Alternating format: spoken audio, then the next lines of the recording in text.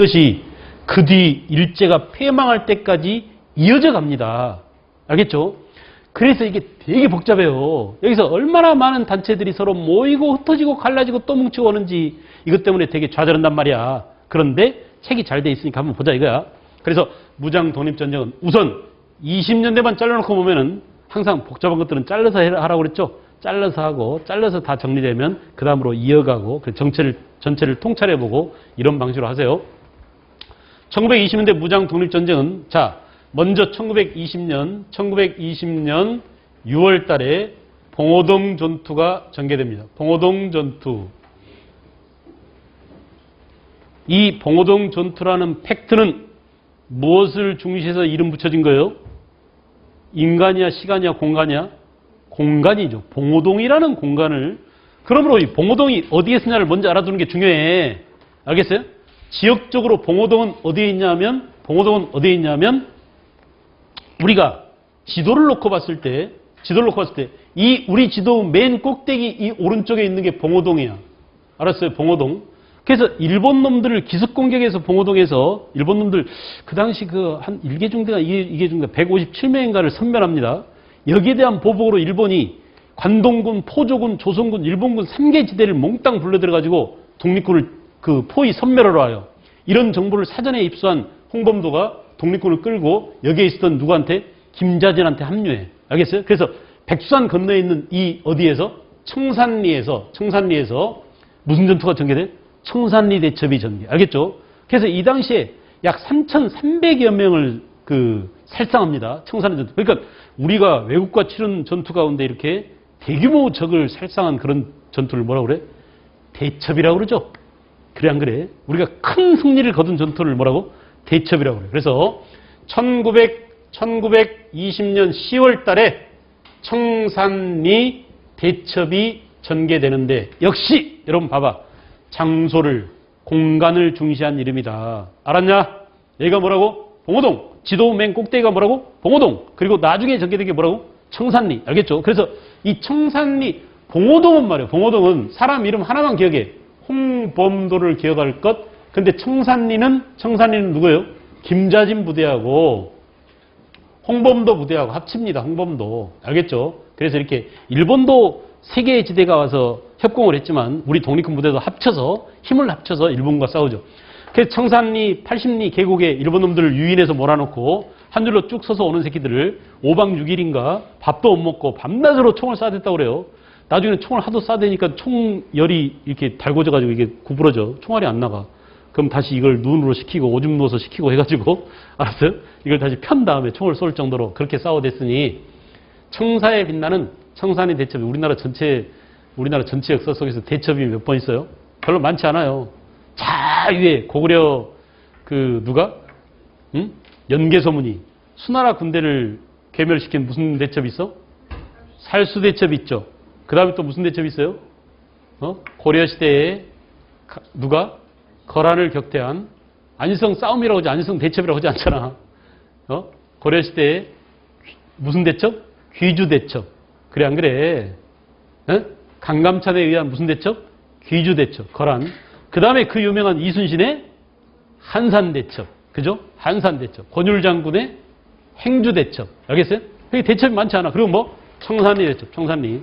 그러나 여러분 일본은 두 차례의 이런 큰 전투에서 패배한 일본은 아예 간도 전체를 초토화시키기 위한 전략을 펼칩니다. 이게 바로 뭐냐? 이게 1920년 11월 달에 전개된 뭐예요?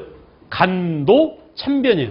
우리가 2번은 이겼지만 간도 참변 때는 완전히 간도가 1920년 간도가 쑥대밭이 되는 거야. 이 간도 참변의 또 다른 이름이 경신 참변이라고 그래요. 자, 봐라 얘들아. 같은 사건에 두 이름이 있다? 하나는 뭘 중시한 이름이에요? 공간을 중시한 이름. 또 하나는 뭘 중시한 이름이야? 시간을 중시한 이름. 경신년에 일어났으니까 경신참변. 간도에서 일어났으니까 뭐라고? 간도참변이라고 한다. 됐나? 그래서 순서 봉오동 전투, 청산리 대첩, 그리고 간도참변 이후에 야, 안 되겠다. 우리도 이러다가 애들까지 늙은이까지 다 죽겠구나. 간도가 완전히 그냥 초토화되겠구나. 떠나자. 더 이상 간도에서는 독립운동하기 힘드니까 떠나자. 그런데 마침 이거 봐. 1917년 그 러시아 혁명 이후에 러시아가 뭐가 됐다고 그랬죠? 소련이 됐다고 그랬죠? 이 소련이 우리나라를 도와주겠대. 약소민족 해방운동을 도와주겠다. 너네들이 일본 제국주의 지배를 받고 있는데 그 약한 조선을 우리 소련 붉은군대가 도와주겠다 해가지고 우리를 유혹했어요. 그래서 지금 우리가 그렇지 않아도 일본 놈들 때문에 도저히 몸둘 곳이 없는 간도가 완전히 불바다가 됐으니까 피할 장소를 찾고 있던 조선은 이때 어디로 떠났냐면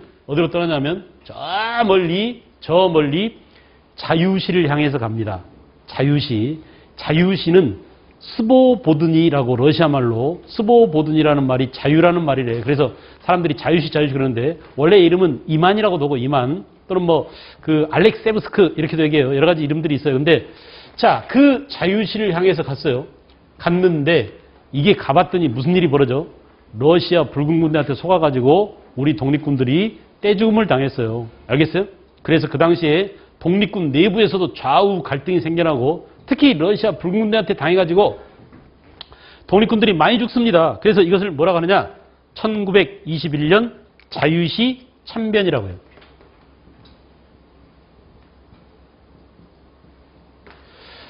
자, 여기서는 중요한 게 이 자유시 참변을 당한 그 군대가 누구냐 하면 사람이 나와, 사람. 이 사람 이름이 나오면 서일이라는 사람이 군대를 끌고 간대. 이때 서일 끌고 간 군대가 대한독립군단이에요. 아까 봉오동 전투를 승리로 이끈 군대는 대한독립군이야. 오케이? 김자진이가 청산리 대첩에서 승리를 이끈 군대는 뭐예요? 북로군정소군이죠. 그래 안 그래? 그런데 서일이 간도참변 이후에 간도참변을 피해서 자유시, 러시아와 중국 경계에 있는 자유시로 이동했을 때 군대는 대한독립군. 이때 독립군 약 4천여 명을 끌고 가다가 결국은 자유시에서 대참변을 당하고 다시 컴백해 돌아옵니다. 다시. 그래서 컴백해 돌아가지고 안 되겠다. 다시 돌아오자 해서 이때 만들어진 우리 독립군이 3부가 만들어져요. 3부. 자, 보세요. 3부는 복잡하죠? 3부는 정의부, 참의부, 정의부, 신민부 이렇게 세 개의 부로 다시 나누게 된다. 알겠어요? 다시 맨 밑에가 참의부, 그 다음에 정의부, 그리고 신민부. 이 순서를 봐봐. 자유시 참변을 피해서 남쪽에 내려온 독립군들이 세 개의 독립군으로 갈라지게 됐다. 뭐라고? 참의부, 정의부, 신민부. 자, 여러분 봐보세요. 이제 여기는 자유시 참변 이후의 독립군들입니다. 공간을 또 봐야 돼, 공간을. 자, 지금 이 내용이야, 이 내용. 간도가 불바다가 되니까 저 멀리 자유시로 이동했었는데 이 자유시에서 자유시 참변을 당한 독립군이 다시 내려왔어요. 내려와서 압록강 건너에 참의부를 세웠어. 그리고 그 위에 정의부를 세우고 그 다음에 그 오른쪽에 신민부를 세웠어요. 이렇게 아래서부터 위로 참정신이야. 오케이? 이걸 뭐라고? 3부라고 그래. 다시 아래서부터 뭐라고? 참의부, 정의부, 신민부. 이 중에 가장 중요하고 시험에 잘 나오는 놈이 참의부입니다. 왜 잘 나오냐? 피가 뚝뚝 떨어지네. 이거 독립전쟁 하다 보니까. 참의부는 김구랑 관련돼, 김구. 알겠어요? 그래서 임시정부 직할이었으면 직할. 알겠죠? 그리고 이 세 가지의 3부는 전부 다 뭐냐? 하나의 독립 군대이면서 플러스 뭐예요?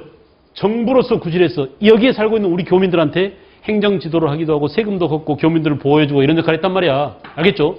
이런 표현이 나오면 3부다라는 것을 꼭 기억하십시오. 알겠죠? 3부. 그래서 이렇게 다시 하겠어요. 다시. 지호야, 정신 차려.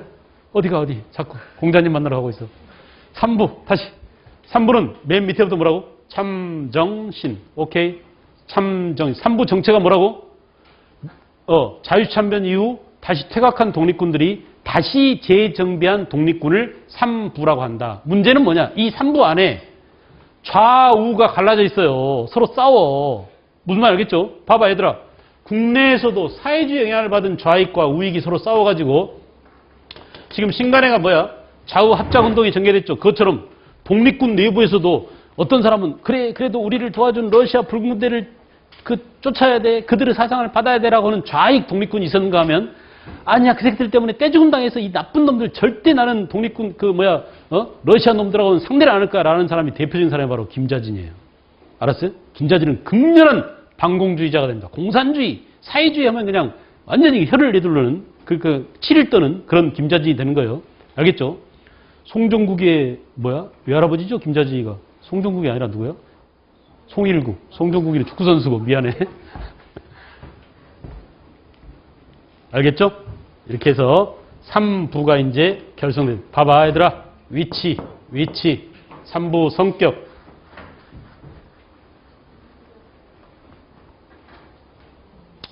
그 다음 보세요. 그래서 이렇게 3부가 전개되게 되었다. 야, 안 되겠다. 이거 우리 통합하자라고 해서 통합운동. 3부의 통합운동이 전개되더라. 이 안에 들어가야 되는데 20년대지만 이렇게 하겠어요. 그래서 1928년에 혁신의회와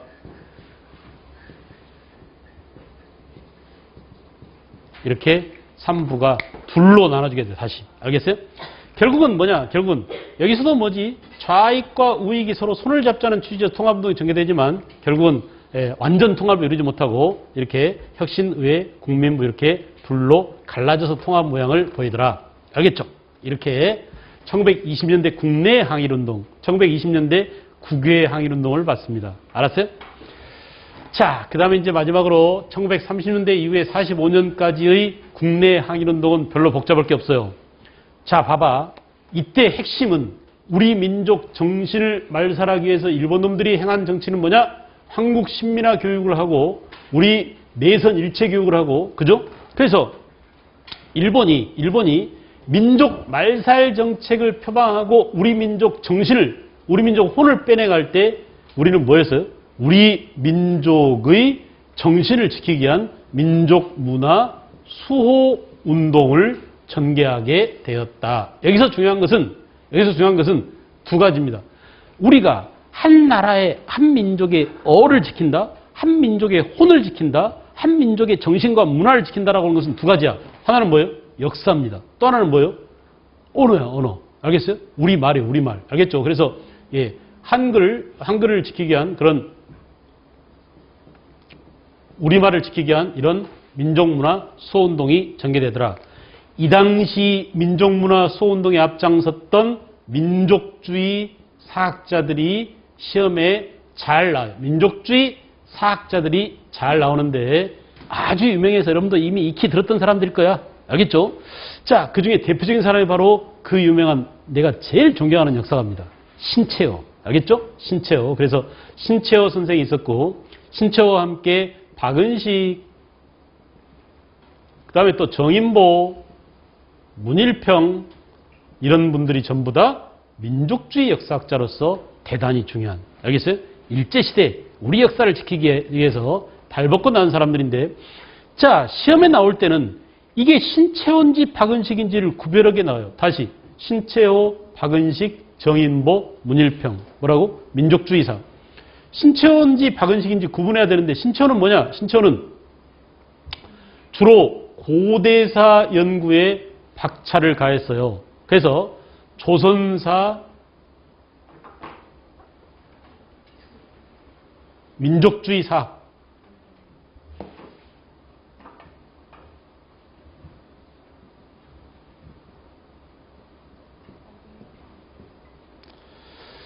이렇게 옛날 고대사 연구에 박차를 가했고, 특히 신채호가 항대한 것은, 야, 나라를 빼앗기더라도 우리 민족 고유한 사상, 우리 민족 고유한 어를 간직해야 되는데, 그게 바로 뭐냐? 신채호는 이걸 주장했어요. 낭가 사상을 주장했어요.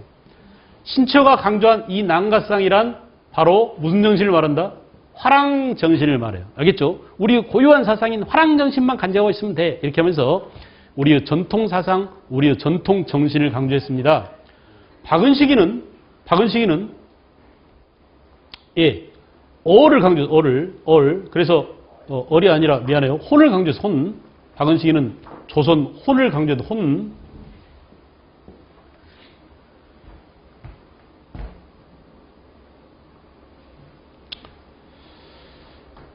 그래서 이렇게 신채호가 난가상을 중시했다면 박은식이는 혼을 강조하고 정인보가 어를 강조했죠. 얼.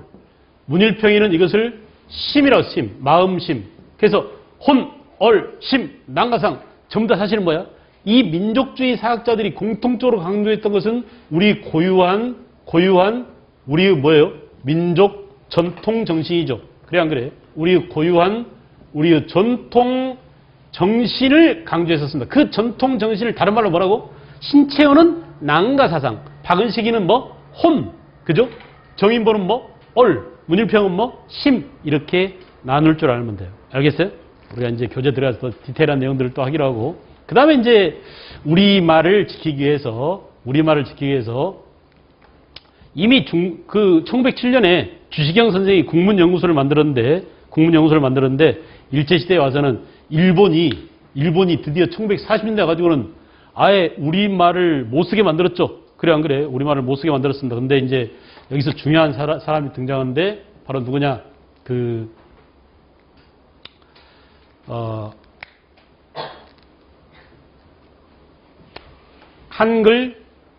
한글을 지키기 위한 그런 운동의 전개. 이따가 보겠습니다. 이따가. 헷갈려 갑자기. 그 다음에 국외에서는 뭐냐? 국외에서는 이렇게 민족문화 수호운동은 역사와 우리 한글을 수호하기 위한 운동이 전개되고, 국외에서는 이거 보세요. 자, 이 혁신의회, 국민부 이런 독립운동 단체들이 1931년에 드디어 이제 그 중국과 한중 연합작전을 전개해요. 한중 연합작전. 그래서 1931년, 2년 한중 연합작전 내용을 잘 알고 있어야 되고, 알겠죠? 쌍성보 전투, 대전자령 전투, 알겠어요? 또는 중국 호롱과 또 중국 의용과 손잡고 한중 연합작전을 전개했다는 게 여기는 30년대, 여기는 20년대고, 1930년대 얘기입니다. 30년대. 그러다가 드디어 이제 여러 우여곡절을 겪더니 드디어 김구 선생이 뭘 만들었어요? 한국 뭘 만들었어? 광복군을 만들었죠. 그래 안 그래? 그래서 드디어 임시정부의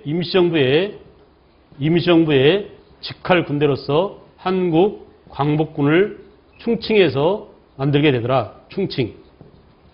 1941년에 충칭에서 여러 독립군들을 통합해서 한국 광복군을 만들게 되고, 이때 좌익 사상을 가졌던 사람들도 김원봉 같은 사람이 넘어와서 1938년 여기에 참여합니다. 알겠죠?